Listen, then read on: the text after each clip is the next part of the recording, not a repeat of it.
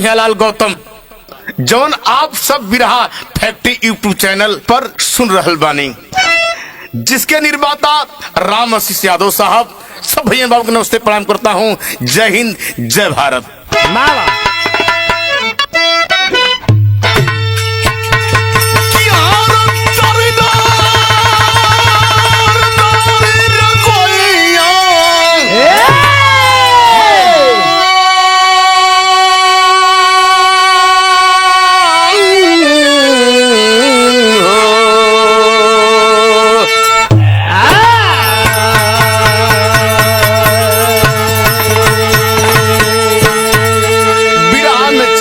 कवि जी की लेखनी संकेत कर रही है। अब आप मेरी बाबू भूमिका की लाइन है कि हर गुलामी से लेकर आजादी में आकर वतन के सिपाहियों को वतन चाहिए कि मरेंगे मिटेंगे हटेंगे नहीं।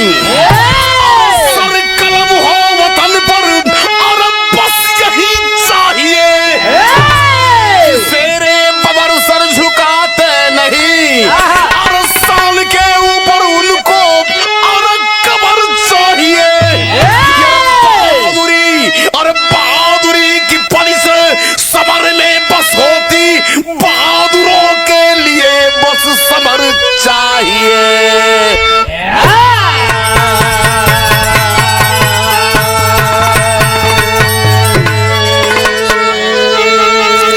कवि जी की लेखनी बताओ।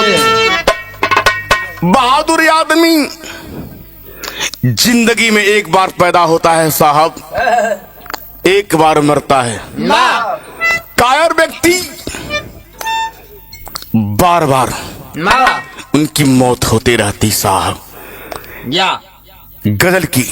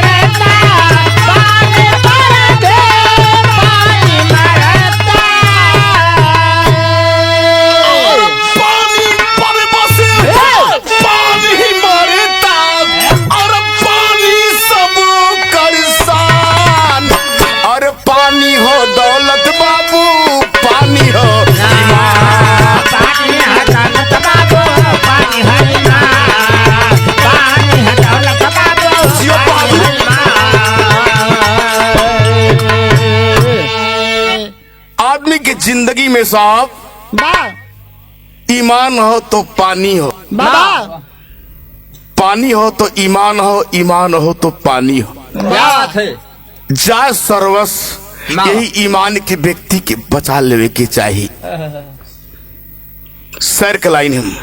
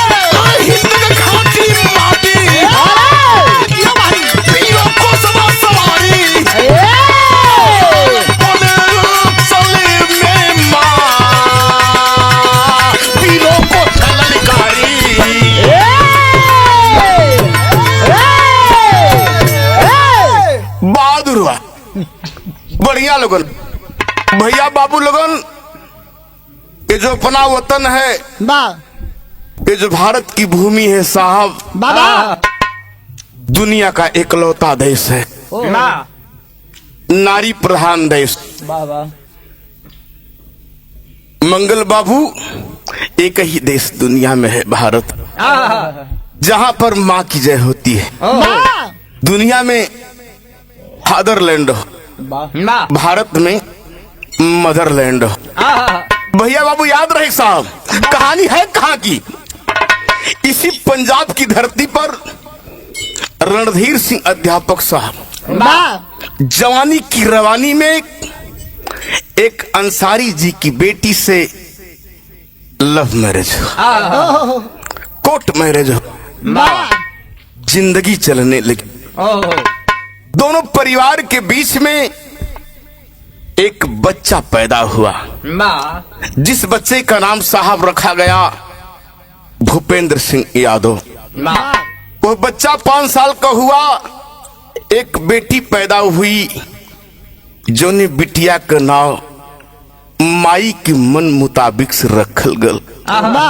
माई नामकरण कैलस, बेटी का नाम फातिमा रखलस बाबू। परिवार बढ़िया से जिंदगी यापन करत हो, जीविका बढ़िया से चलत हो। भैया बाबू, देश का बंटवारा, हिंदुस्तान पाकिस्तान का बंटवारा इस समय में भाई साहब, मास्टर साहब अध्यापक साहब अपनी ड्यूटी से वापस अले और तिया सवाल खड़ा कर कि स्वामी जी आप ये बतावा कि हिंदुस्तान प्यारा हो या पाकिस्तान प्यारा हो? भैया बाबू याद रखे, रणधीर सिंह यादव कहले, रे पगली, मेरे हर बूंद के कतरे कतरे में हिंदुस्तान की मिट्टी से मोहब्बत है, प्यार है। वतन के लिए अपनी कुर्बानी देना होगा, वतन के लिए अपनी कुर्बानी देना होगा। तो रणधीर सिंह जरा भी पीछे मुड़कर के नहीं देखेगा, इसलिए कि सच्चा हिंदुस्तानी है। वाह मंगल बाबू, आवा।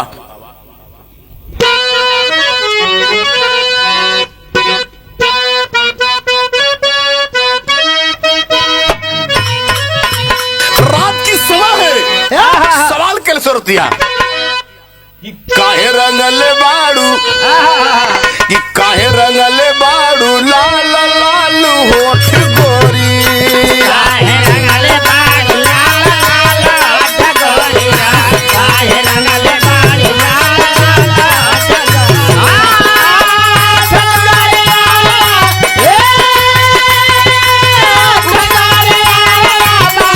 गोरी, काहे रंगले बाड़ू लाल लाल होठ गोरी, काहे रंगले बाड़ू लाल लाल होठ गोरिया। केहू चाहे लाल रंग चाहे पियर रंग, उसे अपने के का लेवे देवे के हो। वाह, दुनिया अपने मौज में, हम अपने मौज में। रात की समय है, सवाल कर रही है अंसारी जी की बेटी अध्यापक साहब से। कैलाश का बाबू मंगल,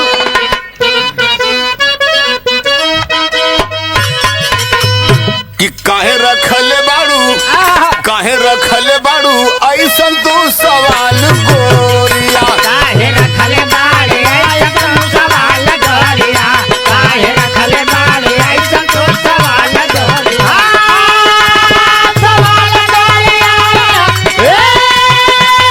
सवाल गोरिया, सवाल गोरिया, काहे रखले बाड़ू ऐसन तू सवाल गोरिया, काहे रखले बाड़ू ऐसन तू सवाल गोरिया।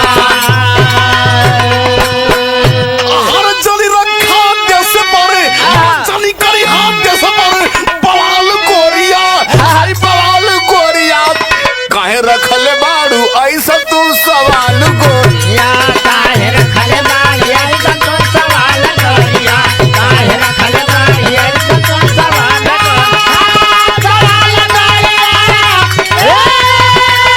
सवाल गोरिया, सवाल गोरिया, काहे रखले बाड़ू ऐसा तू सवाल गोरिया, काहे रखले बाड़ू ऐसा तू सवाल गोरिया।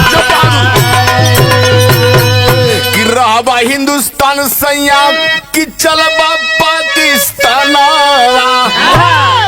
रहबा हिंदुस्तान सैया कि चलबा पाकिस्तान, ये हमारा के नीक लगे रानी वतना।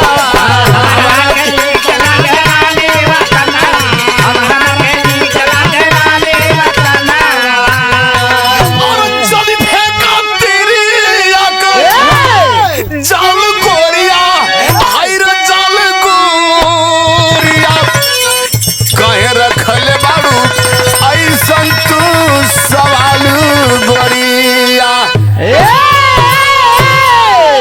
रात का समय हो, कुछ मर्दन के कमजोर नस होले जौन मेहरारू पकड़ के ऐंठ देली तो हाली रात के बेचारा भच भच भच भच रोई, जौन उ कह देई ओके मान ले, ओके मान ले। स्वाभिमानी मर्द अपने स्वाभिमान से कभी समझौता नहीं करता है साहब। अपनी पानी की कसौटी पर, अपनी पानी की कसौटी पर मरने के लिए तैयार रहता है। रात की समय है। सवाल को सुनने के बाद रणधीर सिंह अध्यापक साहब अपनी पत्नी को जवाब देते हूं। गीत का लाइन लगल मंगल बाबू।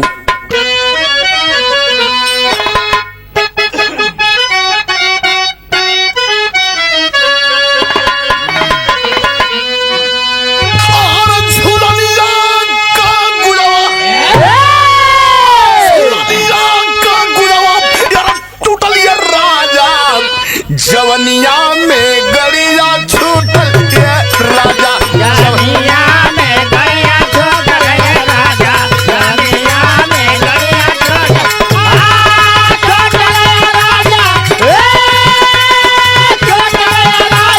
छूटल के राजा, जवनिया में गड़िया छूटल के राजा, जवनिया में गड़िया छूटल के राजा।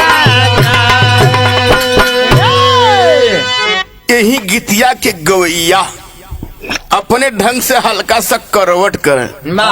करवट का करें मास्टर बाबू वही से जहां से रहला है।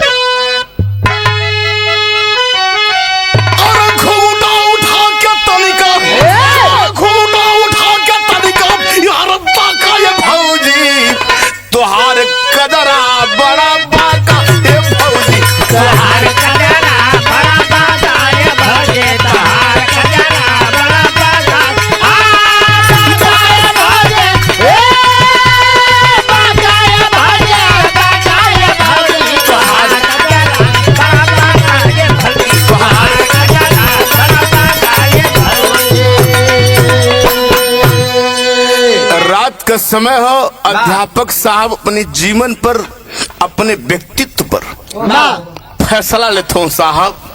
बारे बहादुरी, बारे मर्दे के कसौटी, यही कसौटी कहले। बहाव लगल भैया।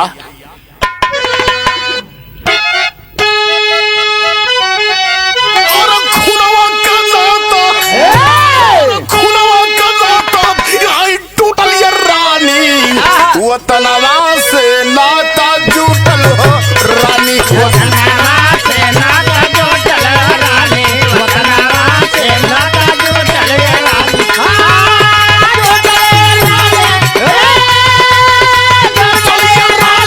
जुटल हो रानी, वतनवा से नाता जुटल रानी, वतनवा से नाता जुटल रानी। खुनवा का नाता यह टूटल हो रानी, वतनवा से नाता जुटल हो रानी। एक पलरे पे परिवार है, दूसरे पलरे पर वतन की मोहब्बत है। बार अपना वतन कहा नाम हो लाल अंतरा से। कागज कलम ना अरे केहू का बिगाड़ब, कि कागज कलम ना केहू का बिगाड़ब, इतिहास का पन्ना रानी सवार, इतिहास का पन्ना रानी सवार, इतिहास का पन्ना रानी सवार। अरे पाकवाला, अरे पाकवाला नाता है टूटल ये रानी, वतनवा से नाता जुटल रानी, वतनवा से नाता जुटल रानी, वतनवा से नाता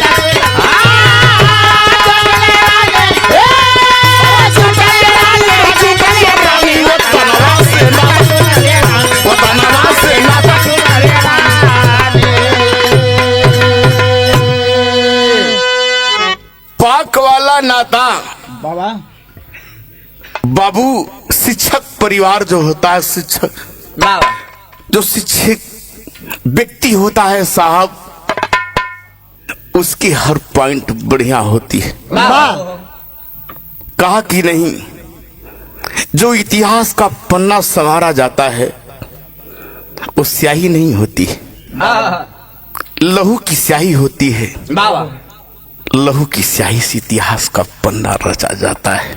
बाबा जौन परिवार बढ़िया से सुख समृद्धि के साथ जीवन व्यतीत करता है बाबू, रात के समय है, दोनों परिवार अपन मसौदा बना लिए। अंसारी जी की बेटी कही कि नहीं, मुझे पाकिस्तान जाना ही है। रात का समय हो, पति और पत्नी में बंटवारा हो तो भैया बाबू 7 साल का बेटा है भूपेंद्र सिंह यादव, 3 साल के बिटिया फातिमा हो। दोनों पति पत्नी ने फैसला किया, बेटी माँ की तरफ, बेटा पिता की तरफ। बंटवारा का समय हो, माई उठौलस अल्ले के पाकिस्तान की तरफ चलल हो। रात के समय है, पति और पत्नी में तलाक हो तो मंगल बाबू गीत का लाइन बदल गल।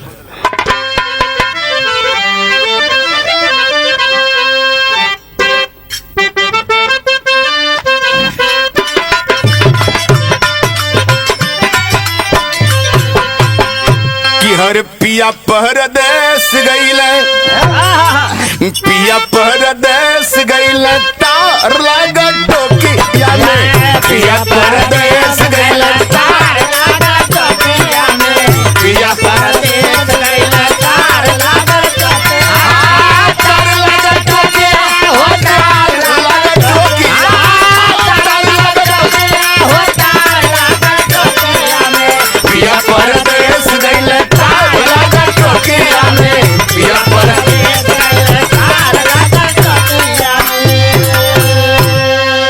रात का समय हो, पति और पत्नी में तलाक हो तो कभी की लेखनी संकेत कर रही साहब कि देहली तलाक गोरी, देहली तलाक गोरी, मान गईली बतिया के।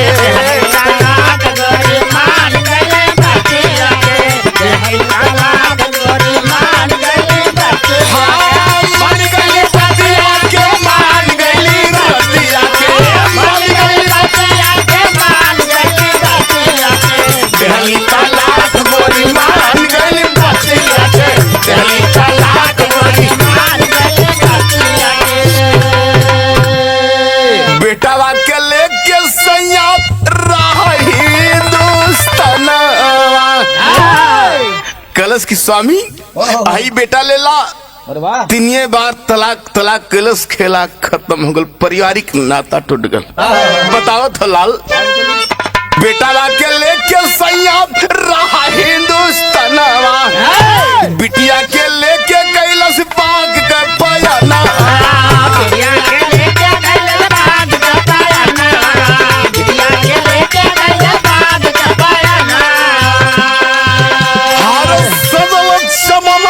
उजाड़ दहली बगिया के, दहली तलाक गोरी मान गईली बतिया के। दहली तलाक गोरी मान गईली बतिया के, दहली तलाक गोरी मान गईली बतिया, मान गईली बतिया, मान गईली बतिया, मान गईली बतिया, मान गईली बतिया के। दहली तलाक गोरी मान गईली बतिया के, दहली तलाक गोरी मान गईली बतिया के।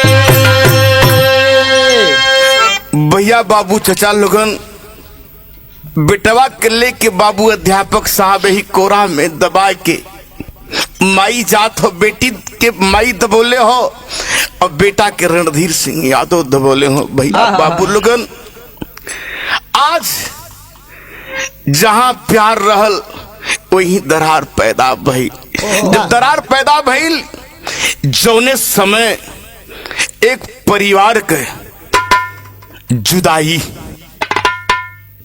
भैया बाबू लोगन टूटे ले। उस समय वक्त का रहा लोही जब पति और पत्नी में मोहब्बत हुआ था, प्यार हुआ था। और समय क्या रहा होगा साहब, आज 2 बच्चे की माँ होकर के वतन की चाहत में, देश के बंटवारे में, बाप हिंदुस्तान की तरफ, माई पाकिस्तान की तरफ।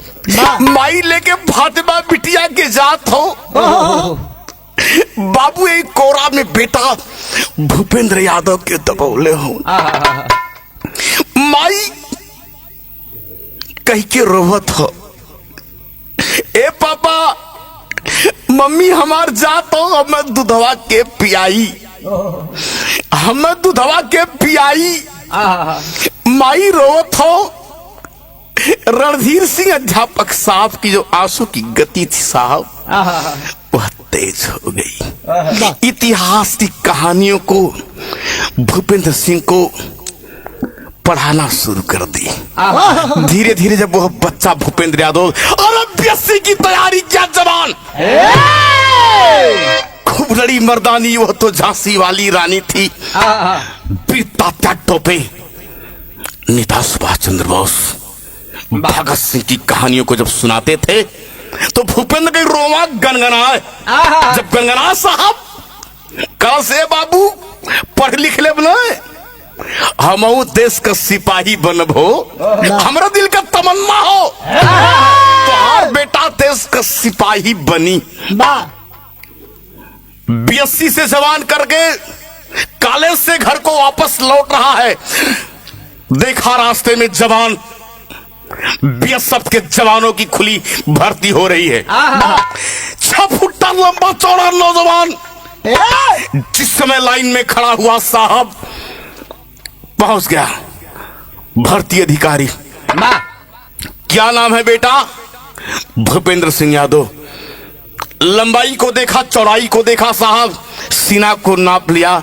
जा बेटा देश की रक्षा कर, तेरी लंबाई, तेरी सुघराई, तेरी बहादुरी को देखने के बाद नमन करता हूं, उस मां को नमन करता हूं, प्रणाम करता हूं जिन्होंने आपको पैदा किया लाल। वाह, जवान गैल घरे पहुंचल हो, बाबू का पैर छूलस। जवान ट्रेनिंग पर गए। ट्रेनिंग पर जाने के बाद जब 3 महीने की ट्रेनिंग करके वापस घर लौटल तो बाबू का दिल का इरादा, तमन्ना पूरी भई। उस जवान की, उस फौजी जवान की, उस देश के सिपाही की ड्यूटी पहली कश्मीर में कोई सबसे संवेदनशील इलाका है साहब तो राजौरी है। जवान की पहली ड्यूटी उसी राजौरी में लगती है। 1 साल की ड्यूटी किया।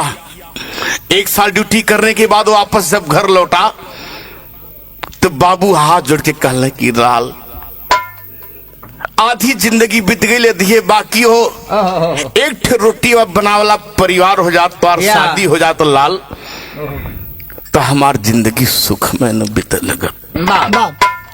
बाबूजी हर बात व्यवस्था पहले से बना के दखले रहल। सीमा दुल्हन के मांग में सिंदूर डाल करके जवान घरे दुल्हन लेके आल हो। दुल्हनी के साथ महीना 2 महीना का समय बिताने के बाद जब जवान सीमा सरहद पर गया, जब चौथी बार गया तो वापस लौटा नहीं। इधर सीमा की आंचल में, पेट में फौजी जवान का दिया हुआ लाल पल रहा है। वक्त समय आया साहब तो सुरक्षित बेटी नहीं, एक बेटा पैदा हुआ। प्रसव पीड़ा से बाहर होती है सीमा, उस फौजी की दुल्हन PCO पर जाती है, फोन करती है, हेलो भूपेंद्र सिंह फौजी कहां? बुलाने के बाद बात हुई। फौजी जवान वादा करता है, रात की गश्त पर ड्यूटी दे रहा है सीमा सरहद पर जवान। कहा कि प्री मैं कल छुट्टी लेकर के मेजर साहब से आपको और अपना आपका बच्चा देखने के लिए मैं जरूर आऊंगा। रात की समय है साहब, तब तक पाकिस्तान की तरफ से, और तब तक पाकिस्तान की तरफ से बमों की आवाज आती है। आवाज जवान तनी मिजाज बना ला, वीर उसका भाव है।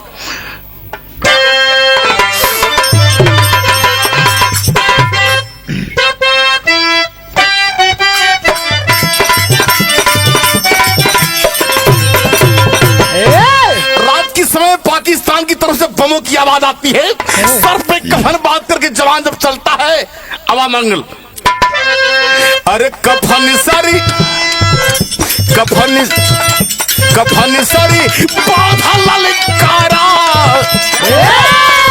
सारी बाधा ललकारा रे कहा अब देश का नाम। कफन सारी बाधा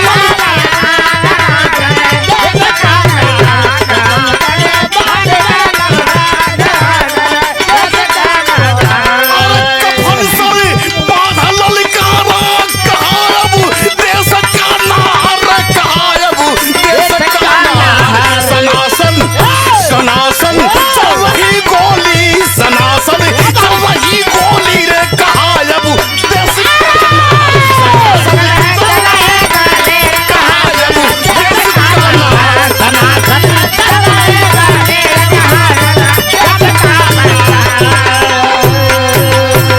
और सनासन चल रही गोली और जलायब देश का नार रे, चलायब देश का नारी। पाक में ले गए पापी कहा अब देश का नारी। साथियों, वो फौजी जवान मुड़ करके जब पीछे देखता है, अपने साथियों से उस फौजी जवान का साथ छूट गया। छूटने के बाद देखता है कि मैं तो गलती कर चुका, सीमा सरहद का उल्लंघन करके भारत से पाकिस्तान चला गया। आतंकवादियों ने घायल करके अपनी गाड़ी में डाल करके पाकिस्तान लेकर चले गए। साहब, जाने के बाद बर्फ की सिली पर सुता कर पूछते हैं, यह बता दे अपनी जिंदगी का ख्वाब। भारतीय खबरी बनकर जीना चाहता है, क्या तेरे लिए मौत मंजूर है? देश का सिपाही, इंडियन आर्मी का जवान बोला, इस देश का पहरुआ बोला, इंडियन आर्मी का जवान बोला कि मेरे लिए मौत मंजूर है, देश के साथ गद्दारी मंजूर नहीं है। साहब, रात की समय है, बर्फ की सिल्ली पर सो करके रो रहा है। जो उसकी आंसू की गति है वह तेज हो गई। उसको याद आ रही थी कि अपनी दुल्हन सीमा से मैंने वादा किया था कि तुझे और तेरा बच्चा देखने के लिए मैं जरूर आऊंगा। लगता है कि मुझे जो तिरंगे झंडे का कफन होता है, शहीदों के नाम होता है, वह मेरे नसीब में, मेरे मुकद्दर में नहीं है। रात की समय है साहब, जो फातिमा बेटी पंजाब से पाकिस्तान गई थी, पाकिस्तान की धरातल पर जवानी की दहली पर कदम रखी है। ये आतंकवादियों ने उठा कर लेकर आए थे, अपनी हवस की प्यास को बुझाते थे। अर्थात वह लड़की घायल जवानों का मलहम पट्टी भी करती थी। साहब, जब रात की समय में घायल कच्छ में वह लड़की पहुंची तो देखती है कि फौजी जवान की जो आंसू की गति है वह तेज है। धिक्कार दी है, आप फौजी जवान क्यों रो रहा है? यदि रोना था पगला तो क्यों फौज में चला आया? कहीं खेती बाड़ी का काम कर लिया होता, अपनी जीविका चला लिया होता, वतन का पहरु बनने की क्या जरूरत है? कहा कि बहन, मुझे बहन कह दिया। क्यों कहा? कहा कर आने वाला है? वो बीएसएफ का जवान बताता है कि बहन, मैं पंजाब का रहने वाला हूं, रणधीर सिंह अध्यापक का बेटा हूं, और मुझे धिक्कार रही हो तुम, यह आपका अच्छा काम नहीं है। इसलिए अरे मैं उस खून से पैदा हूं, लहू से पैदा हूं, जिन्होंने वतन की चाहत में अपनी बेटी, अपनी बीबी को पंजाब से पाकिस्तान भेज दिया। रे पगली, मुझे धिक्कारती है, उस लहू से मैं पैदा हूं। जब उन्होंने बताया रणधीर सिंह अध्यापक का नाम, तो लड़की हो फातिमा कही, ओहो भैया आहा अरे तुम मुझे भारत की परिचय मत बता रहे, मुझे पंजाब की परिचय मत बता। मेरा शरीर पर जो काला नकाब देख रहा है, यह नकाब पाकिस्तानी। भैया बाबू चाचा लोगन, एक बात याद रहे साहब, ए काले नकाब में जब वो बहन आती है, आहा भर अखबार के अपने पिता का नाम रणधीर सिंह यादव को जब सुनलस, बतौलस, अरे पगला, आहा मेरे शरीर के ऊपर जो काला नकाब देख रहा है ना, आहा यह नकाब पाकिस्तानी है। या जो मेरे शरीर में लहू भरा हुआ है, ये सच्चा हिंदुस्तानी है। पकड़ के याद फौजी रोवत हो, लाइन लगल विदेशिया के बाबू।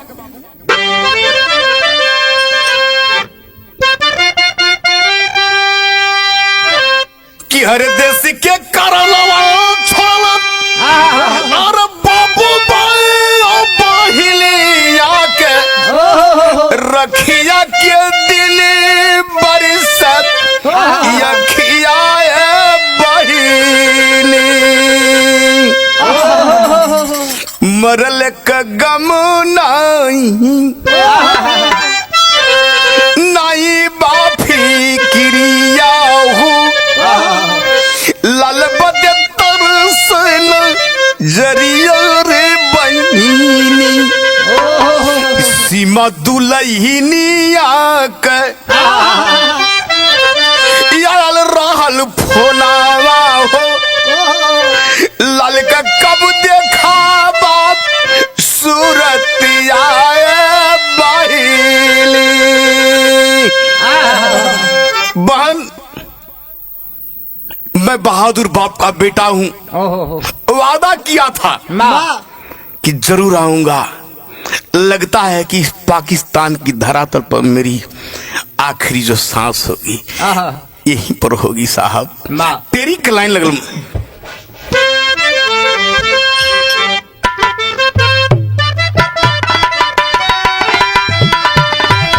कि अरे मोरे राम गोली से रिपु का छेद छतिया, गोली से रिपु का छेद,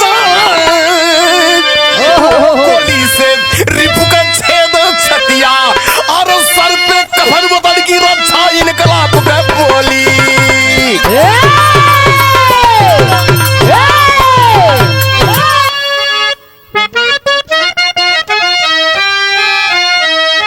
कि अरे मोरे राम गोली से रिपु का छेद छतिया, कफन सर वतन की रक्षा इनकलाब का बोली। अरे खोली, अरे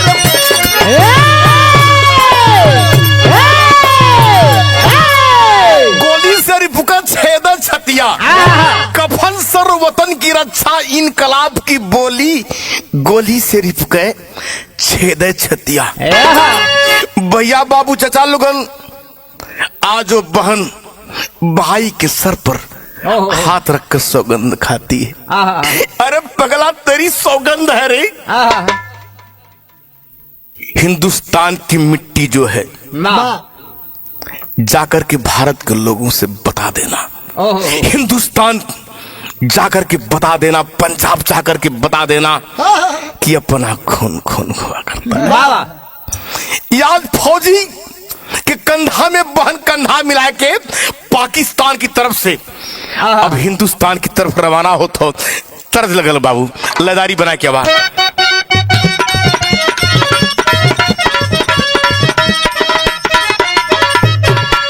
यार ताकत से चला ली बाबा हिनिया न लेके वीराना के साथ,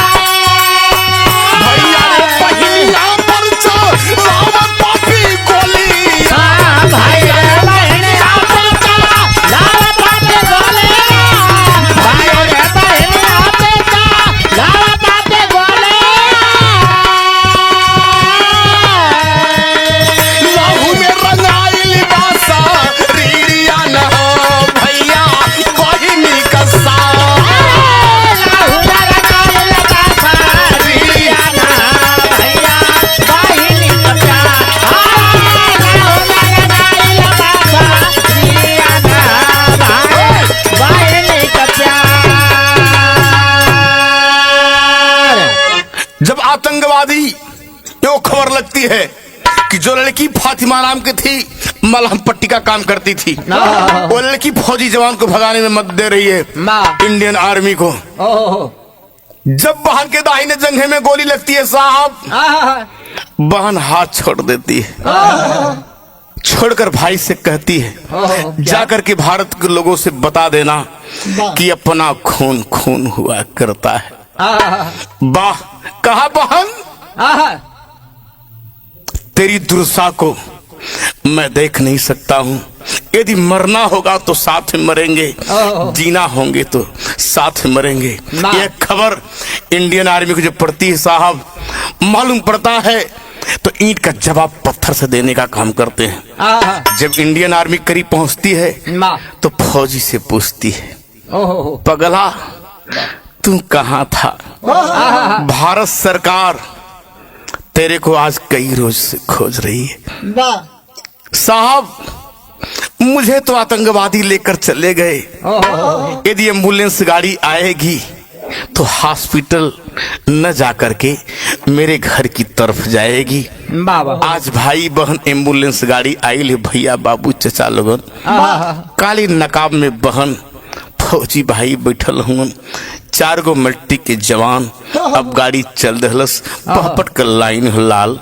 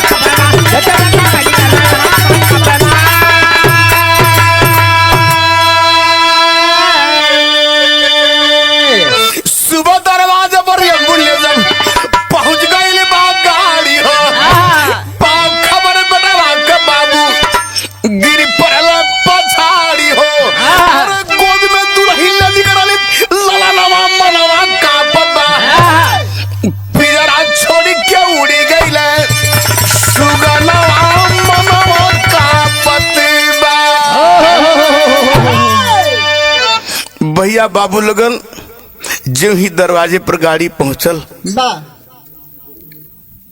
भारतीय सेना की गाड़ी को देख करके दरवाजे पर सभी लोग इकट्ठा होते हैं। सीमा दुल्हन आंचल में बेटे को लेकर दौड़कर गाड़ी के पास आती है। फौजी जवान की सांसें चल रही थी। जब गाड़ी के करीब में पहुंची सीमा दुल्हन बेटे को लेकर के, दम रहा है, तो फौजी जवान की जो पलकें थी वो सदा सदा के लिए बंद हो गई साहब। बाबू पछाड़ा खा के रोवत हुन, दुल्हनिया सीमा समझावत हो, बाबू जेकर बेटा सीमा पर शहीद होला ओकर बाप राष्ट्रगान गावेला हो। आप रोत हुआ, इतिहास का पन्ना मेरे मांग का सिंदूर ने संवार दिया। जब तक धरती कायम रहेगी तब तक मेरे पति का नाम कायम रहेगा। साथियों, तिरंगे झंडे में भूपेंद्र सिंह यादव फौजी की जब लाश सजाई गई, जनाजा उठने का समय आया तो सरकार की तरफ से कुछ आर्थिक मदद दी जा रही है सीमा दुल्हन को जीवन यापन करने के लिए। भैया बाबू चचा लोगन, सीमा दुल्हन सरकार से सवाल करती है। क्या करती है साहब? सवाल करती है, यदि सरकार कुछ देना चाहती है तो जिस रास्ते पर मेरा सुहाग शहीद हुआ उसी रास्ते पर मेरा बेटा भी शहीद होगा। खड़ी का लाइन लगल मंगल बाबू।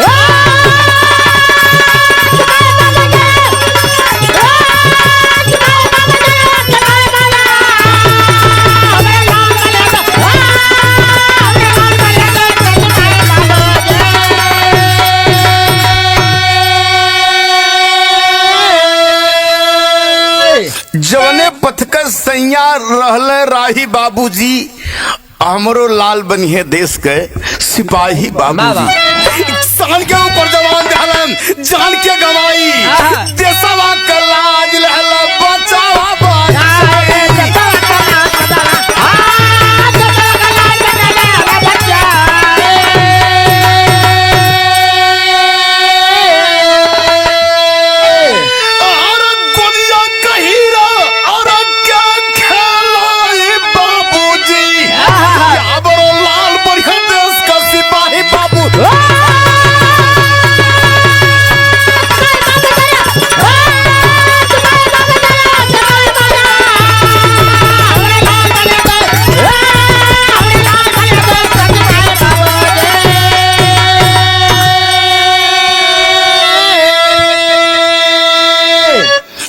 अपने सुहाग शहीद जवान को सीमा दुल्हन कंधा दहलस देने के बाद फफक के रोत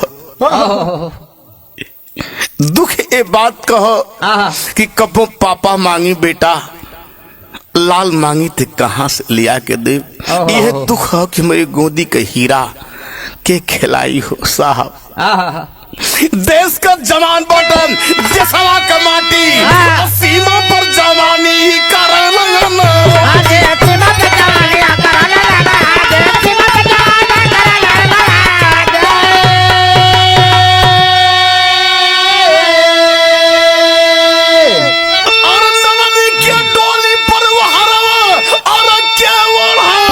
बाबूजी हमारो लाल बढ़िया देश का सिपाही बाबू